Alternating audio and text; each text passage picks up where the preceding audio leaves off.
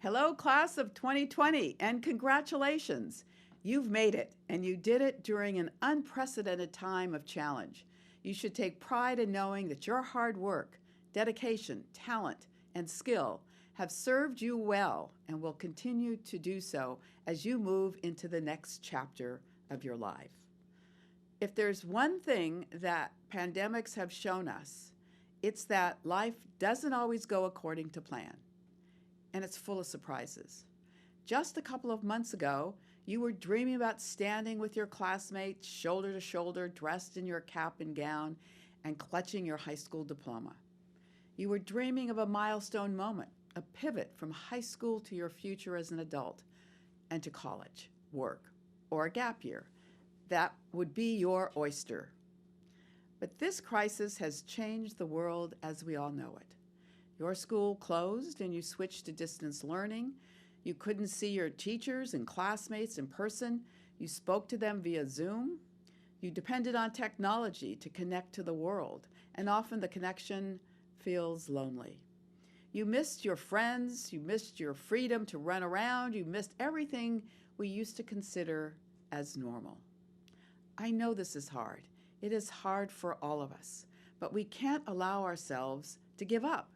We have to recognize the silver linings and remember the lessons we've learned in order to emerge stronger, wiser, and hopefully kinder. Look at your family.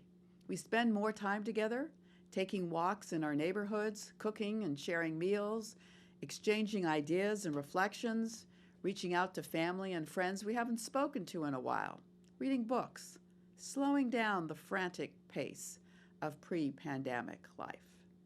Look at your community. We help our neighbors by shopping for them or bringing them meals.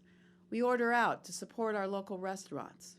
We clap in our front yards and put stuffed animals and hearts in our windows to say thank you to our healthcare and other frontline workers.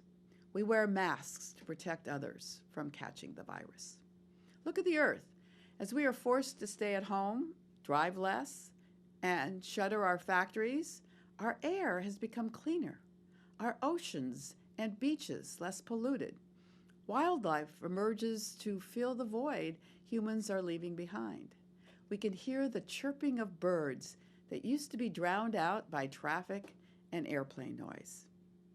It's up to us what we learn from this crisis and how we shape our future. You are the future and will be in the driver's seat. You are the ones making choices as you move into adulthood. I used to think that each of us gets his or her fair share of challenges in life, but that's not how it works. You're looking at a 3-time loser. I lost for student body president in high school. I lost when I ran for Congress, first time some 41 years ago, and I lost when I ran for lieutenant governor in 2006. But each loss made me stronger and set me up for a success. Without those losses, my life would have taken on a very different path. But I deeply believe that there is a plan for each of us. We just don't know what the plan is and are tested along the way. When I graduated from high school, I applied to Stanford and UC Davis. Stanford rejected me, which I will never forgive them for, and I went to UC Davis instead. As it turned out, UC Davis was very close to the Capitol in Sacramento, and that's how I launched my career in politics. I interned for my mentor, the late Congressman Leo Ryan. A few years later, after I had earned my law degree from UC Hastings in San Francisco, I came back to Congressman Ryan and worked for him as a legislative aide in Washington, D.C. Some of you may know that I joined him on that trip to Guyana, where we were trying to figure out whether his constituents were held against their will by a cult leader, Jim Jones of the People's Temple. What unfolded was one of the largest mass murders in history, known as Jonestown. Leo Ryan was assassinated, and I was shot 5 times and left for dead on that airstrip. After months of recovery, I ran for Congressman Ryan's district seat, and I lost. But I had won I would never have run for the San Mateo Board of Supervisors the following year, where I then served for 6 years.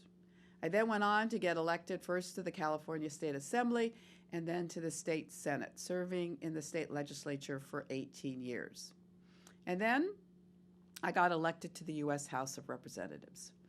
During my time in the state legislature, I was pregnant with our second child. And one day on my drive to Sacramento, I received a call. My husband was killed in a car accident. That was the toughest time in my life. I was being tested yet again, and I survived. I raised two beautiful children as a single mom for 8 years before remarrying. And what helped me survive those challenges are what I call the 3 F's: family, friends, and faith. Now you are facing your challenge of a lifetime. You have it within you to not only survive, but to make the world a better place. The world is still your oyster.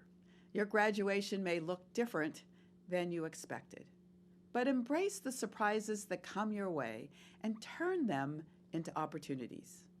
And please, don't be afraid to fail. You know, I keep a paperweight on my desk in Washington that reads, "What would you do if you knew you could not fail?" Let me assure you, failure isn't the end. It's actually the beginning to all the greatest success stories. It's how you work to achieve your dreams and also realize new dreams. So, congratulations again to the class of 2020 on your remarkable achievement in the face of a historic crisis. I know you have a bright future ahead of you, and you will go on to do even greater things. Bless you all.